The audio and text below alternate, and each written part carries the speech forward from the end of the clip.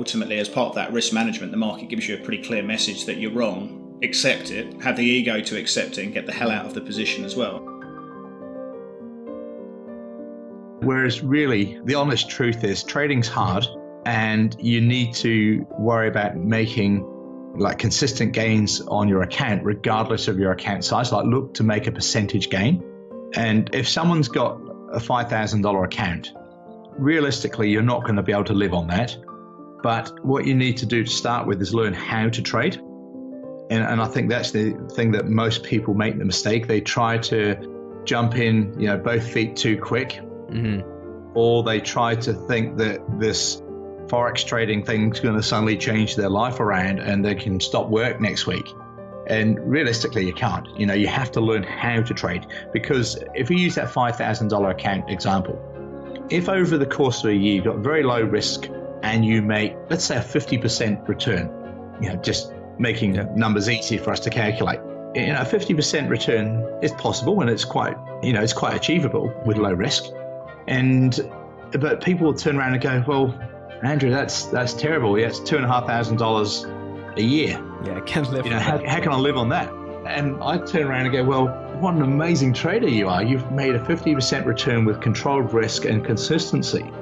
So learn how to trade first. And I think that's the problem that most people don't do. They look to make money to start with. To go full time from the start, pretty much. Yes. And you cannot do that. You have to, it's like learning a skill or a sport or a musical instrument or whatever it might be. You have to do learning the how bit first, before you can jump in and make a fortune out of it. And I think that most people don't do that. I think the best way you want to look at using an indicator is, does it give you a view of the market that you understand?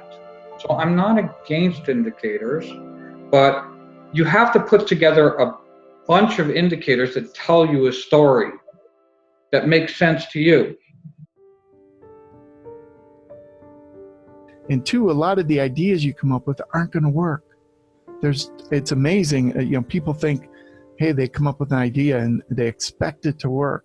Most ideas don't work, especially when you add in slippage and commission, trading costs. Most things end up losing money. So you got to try a lot of different things. As I mentioned in the beginning, that's one of the people's biggest fears. I don't have ideas. And a lot of people think they have to come up with their own ideas, where they have to look at a chart, for example, and develop their own theory of the market or come up with some radical new indicator. You don't have to do that. You can go out there. There's tons of things, whether it's on the internet, it's in books, magazines, trading forums. There's tons of things that people have done. Now, those can all be a starting point. That's the way I kind of look at it. I almost never take something I find in a book or magazine and just go with it and, start trading with it. What I'll do is I'll take it and I'll modify it and I'll look at it and this kind of makes sense. Or maybe I do the opposite of what they're saying and I kind of play around with it. But a lot of my core ideas come somewhere else, somewhere off the internet for example, and there's tons of things out there. And that's something I mentioned, Mark, is where I can, sometimes I give the background or, where I think the idea came from. But I say a lot of times, I don't know where the idea came from. It might've been me originally, but more than likely it was probably somewhere else, but I might've taken it and transformed it into something that I liked. I'm definitely not a person who says 50 pip stop, 100 pip profit, because to me that's pointless and it means nothing. 100 pips on a fast moving British pound New Zealand dollar trade is nothing. Yet 100 pips on the euro Swiss franc when the market's dead is huge. Yeah. So these people that tend to want to measure their profit in pips, to me, it's not the right way to go. So I always use levels that are relevant for the market movement at the time. If the market's moving a lot, then my Fibonacci levels give me a bigger profit target in terms of the size of the pips. If the market's moving less and therefore the setup candle is smaller, my profit target will be closer. But having said that, the reward to risk that I get out of a trade is still much the same. So I'm still risking, let's say, half of 1% to make maybe 1% or 1.5%, sometimes 2% if I can get a 4-to-1 reward to risk trade. That again becomes irrelevant of the currency pair, the direction, or the time frame of the chart. You're still risking the same amount of your account, and depending on the trade and how much movement there is in the market at the time, you're still looking to make a high reward to risk out of the trade. The biggest mistake that I see people doing with algos is just in how they back test, first of all, because most trading software is so simple now that all you have to do is open up a chart, insert a strategy that you've either created or a canned strategy that comes with it, and immediately what it kind of pushes you to do is to optimize it, optimize those parameters. And people get caught up in the optimization part, and they think that optimizing is the way to go, and it's not.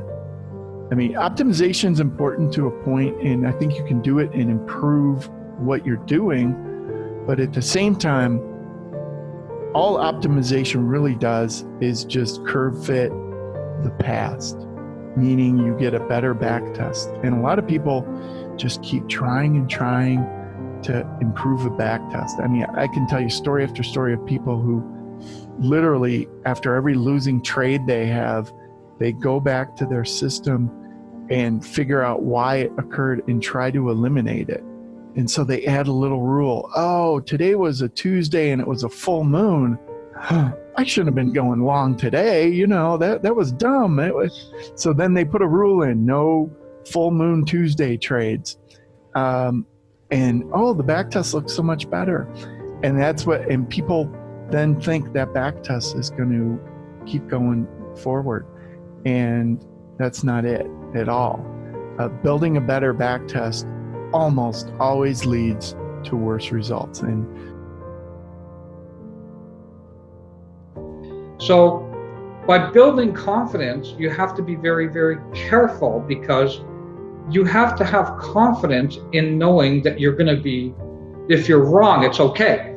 That's a really important thing to understand. I'm perfectly fine with being wrong because I know where I'm wrong. If you don't know exactly where you're wrong and why you're wrong at that particular price point, wherever it is, above or below the market, and know exactly why, not because of some mathematical equation that an indicator is telling me, right? Because it's overbought. Who overbought who? It's like, what, all of a sudden, everybody that thinks that Donald Trump's tax strategies are not going to go through, you know how many indicators are flashing overbought right now? But they've been overbought for 8 years now. And the market is overbought. Price earnings multiples are way off the chart. We are beyond the internet bubble right now as far as PE multiples are concerned. Corporate growth is sideways, but the market keeps making new highs, right? If I was following some indicator on that, I'd be so broke it wasn't even funny. I'd lose everything, right?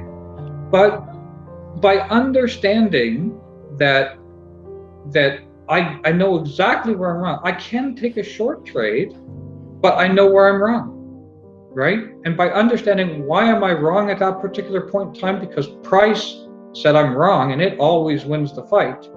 So having confidence is a really tricky thing.